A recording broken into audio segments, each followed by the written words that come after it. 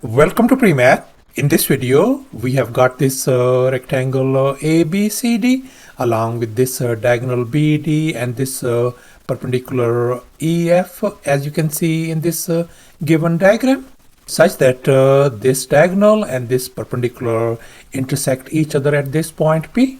And as a result, we get this yellow shaded triangle and this blue shaded trapezoid. And moreover, the area of this yellow triangle has been given to us as 7 centimeters square, whereas this segment AF is 7 centimeter, and furthermore this vertical segment PF is X. And now our task is to find the value of X. Please don't forget to give a thumbs up and subscribe. And please keep in mind that this figure may not be 100% true to the scale. Let's go ahead and get started. And here's our very first step, since the only info that has been given to us is that the area of this yellow triangle is 7 centimeters square. And this horizontal segment AF is 7 centimeter. So therefore, we are going to think outside the box, and we are going to draw some auxiliary lines. So therefore, let's go ahead and connect these points D and F, as you can see in this next step. And as a result, we are ended up with this triangle DPF, as you can see over here. And now we are going to focus on these three individual triangles. This blue triangle DPF, this green shaded triangle DEP, and this yellow shaded triangle. And now let's assume the area of this blue shaded triangle is A sub 1. The area of this green shaded triangle is A sub 2. And finally, the area of this yellow shaded triangle is 7. And now let's make an observation. We can see the area of the triangle DEF. We are talking about this whole triangle DEF area is going to be equal to the area of the other triangle DEB. We are talking about this triangle DEB area. Since the base of both of these triangle is DE, and the height of both of these triangles is AD.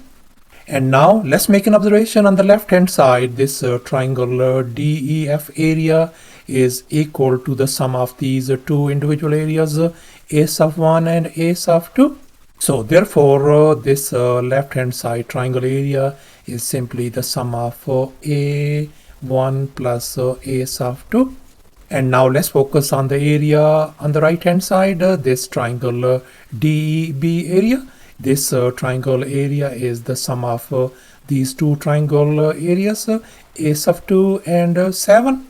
So therefore, on the right hand side, this triangle DEB area could be written as A sub 2 plus 7.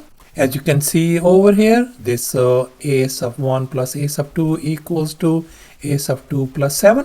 And now we can see this A sub 2 and this A sub 2, they cancel each other out. So therefore, we conclude that this area A sub 1 turns out to be equal to 7 centimeter square. So thus the area of this triangle DPF turns out to be 7 centimeter square as well. And let's focus once again on this triangle DPF. And now let's recall the area of a triangle formula. Area is always equal to a half times base times the height. In our case, for this triangle DPF, this is the base of this triangle, whereas the segment AF is the height of this triangle. We know the base is X and the height of this triangle is 7. And furthermore, the area of this triangle is 7.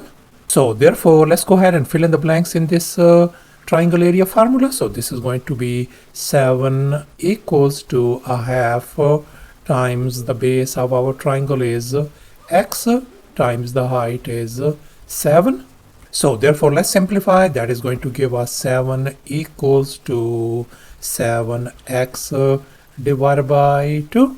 And now we are going to isolate x by multiplying by the reciprocal 2 divided by 7 on this side, and likewise 2 divided by 7 on the left hand side as well.